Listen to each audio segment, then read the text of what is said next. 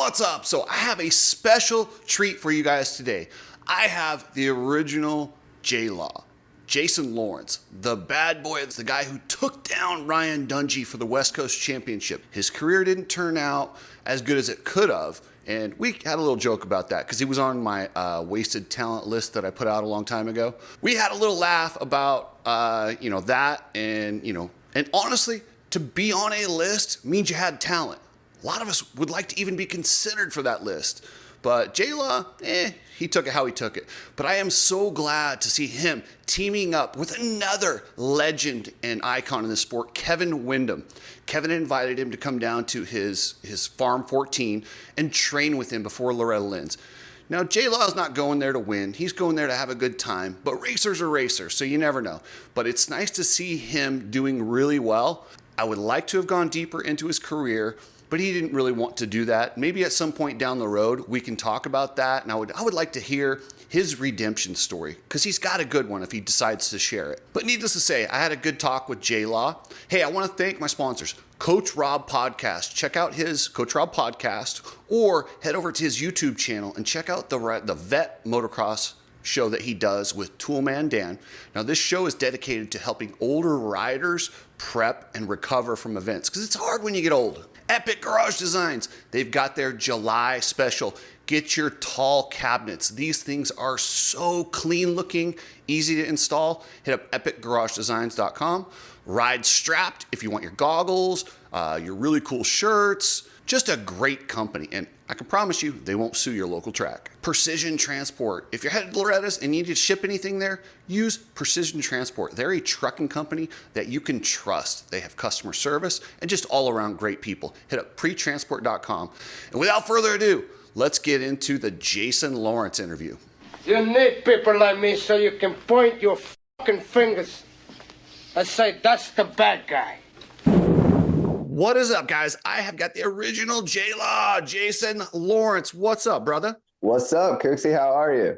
Good. I'm kind of surprised you decided to come on with me. I thought the first time you were going to see me, you were going to kick my ass. I might have said that to a lot of people, bud, but I don't know. I don't even remember what that was about. I think it was about my wasted talent, right? Yeah, but I didn't mean it in a negative way. I meant you had so much talent. You still won a Supercross title, but I thought you could have got some 450 titles, but no worries. Yeah, I probably could have. That's a lot of commitment right there. But yeah, I had a lot of talent. I guess to be on your list is an honor, dude. I appreciate it. Yeah, you don't make the list without being like, dude, I'm sorry, any list with Ron Lachine and you're on a good list, bro. Hey, that's what I'm saying. So what are you up to today? I saw you loop out the other day. Can you tell me where you're at, what you're up to? I'm glad you got to see that. I'm actually at Kevin Windham's Farm 14 training facility in Mississippi. I'm actually staying in Louisiana, but it's just right down the road. And I'm here until Loretta's. And yeah, I've been riding, been about a week actually. I've been here, ridden like 4 times. And the place is amazing, dude. I'm stoked on it. So, I mean, just happy to have the opportunity and love talking about it. Just enjoying each day. Riding's like kind of like a dream type thing, like K-Dub hits you up and says like, hey, you want to come here and ride till Loretta's? I'm like, if he hit me up and said, hey, you want to come and ride here the week of Loretta's? I probably would have had to come here anyway. You know what I mean? So I'm just happy for the opportunity. Yeah, it's K-Dub, man, the original. That dude's a badass. And, a lot of people don't know. I mean, because he kind of had that squeaky clean image. That dude partied a little bit back in the day. Hey, well, when I pulled in here, man, it's like 5.5 miles down a dirt road. I mean, who knows what he was doing? He could have been doing anything out here. He ain't in SoCal. Smart, dude. Oh, that's awesome. So you qualified for Loretta. What the hell made you want to go to Loretta's? I don't know. I just like Loretta's. Like I get support from like LoJacks originally when I started riding a few years ago, and like MX Sports and stuff, and wanted to try to do that race just because that race kind of means like a lot to me, not for what I can achieve now. It's just cool going there because of how many times I've been there. Whether it's like an amusement park I've been to each year in Florida when I was a kid, Disney World or something. You're still stoked to go to Disney World in a sense when you're an old dude. So it's kind of like that for me. And I just happen to have the right timing. Like this year I had my bike and it was my birthday. I went to the area qualifier and I qualified, and then went to the regional and qualified. And I didn't really know when the wheels were going to fall off, tell you the truth, dude. Cause like I pulled like a 5th at the area. And I went to the regional, and the regional was pretty stacked, but I qualified at the regional. So just looking to have a good time at the ranch. You know, I looked at the competition. Some of these dudes are serious. Andrew Short, Cole Martinez, couple good dudes going to race 25 plus. Dude, Cole Martinez won that and also won the pro class. Pro sport, that's right. Like, yeah. Are you kidding me? Yeah, it's a stacked field, dude. It's like a national from a few years ago. So now I got to ask, so you did really good. Then you had your issues and you vanished for like what, 10 years? I would say, well, I talk about it and I tell K-Dub, like, man, my last race was Steel City 2010 and you won, you know? So then I'm like, man, that's about 15 years ago almost. And yeah, dude, I didn't really come back around and try to surface until 2020, about COVID time. I like got a bike and got sponsored by LoJax. But really that was only because I wouldn't have really came out of that. I was happy doing what I was doing, just riding, and I had bikes and stuff. But once that ran out, dude, I needed to get like support, and ended up getting a Yamaha, riding it for a little bit, and then getting more support and getting another bike. So I'm just kind of going with it. I don't really know what my goal is. You know what I mean? People are like, hey, you could probably do this, or you could be this in pro. I don't really think that's my goal, dude. I'm just loving it each day. So this gap where you were kind of missing, we would see flashes of you every time. And then at one point, I think you sold your Instagram page. What was going on? Yeah, I don't think that's what happened. Actually, what happened was my little brother was racing at the time, and I had like a bunch of followers that were into it, and I wasn't posting anything. So my little brother used that account while he raced the amateur nationals and stuff, and got some sponsors for probably about like 2 years. And I took it back over COVID, when I'm talking about, when I got my bike back. That's funny, you hear that. Tell me about Farm 14. It is sick. Pull it up on the map and check it out, dude. This guy's got probably 10 minutes worth of moto tracks. Like, you look at it, what you see on the map, that shit's really there. It's crazy how much tracks he has. Like, I'm talking like 2-minute lap time tracks, 3 or 4 of them, grass tracks. Dude, it's sick. It's so crazy out here. To have K-Dub like your coach running around, like nitpicking you, like what you're doing, it's crazy. It's cool. I mean, it's such an opportunity for the kids that are like in the amateur swing right now. You got to figure in like 10 years or so, they're going to be a lot of the main kids that are producing championships, I would think, once they get hip to this, are going to be coming out of this facility. Like, they already have like Caden Dudney here, super fast kid. I'm not too in touch with the amateur, but I mean, I know he's a badass dude. They got a bunch of rippers here. I mean, it's sick what they're doing. It's like when I went to Club MX, I was blown away. I was like, man, this place is crazy. This is like that level spot, except you substitute, put K-Dub in there. Who else could you possibly put in as a coach to up it? I mean, it's a sick spot. So what's the goal for K-Dub with this place? Does he want to make it like a Club MX, or is it just something he enjoys doing? I think that's exactly what it is. Just something he wants to do, to like have his hands in, to have like an activity to do. I mean, between you and me, I think K-Dub's well off on money. He's out here. Yeah, he's good. So he's cruising around, and I think he just likes helping the kids for real. You know, I mean, he gets to do what he wants, obviously, but it looks like he likes working on the track. And to be not forced to, you know, like a regiment, like, hey, well, you got to work on the track when it's not a hip day. I mean, my man will go and he'll tell you maybe he wants to go sit. And he wanted to go and sit and watch soap operas and drink a Coke because it was hot. So, you know, like K-Dub, he can make his own rules, do what he wants. It's like, it's 100 degrees out here. It's crazy. But it's awesome to see that he wants to be out there. Like, I was just out there earlier today to wash my bike. And this is the day they don't ride. And he's pulling in his truck. He's like, yeah, I'm about to groom the tracks. So he's involved, dude. He's into it. That's awesome. So if some kid sees this and he wants to go there, is it open to public? Like, how would somebody get about going over there? I don't think they do public ride days. I think you just got to reach out to them I know you can pay by the day. I don't know what the rates are, but I know a lot of the kids that are here for long term. There's hookups and stuff for your motorhomes, but I know you can pay a weekly rate or you can pay by the day. And I'm not sure how many people they have or what the limit is, but sure there's room for more. I know I saw they do like public ride days, but rarely. But I don't think there'll be any public ride days before Loretta's. But I know if you hit them up on their Instagram, I know Kyle Swanson's the trainer, and you just hit that up and you can probably schedule to come out here.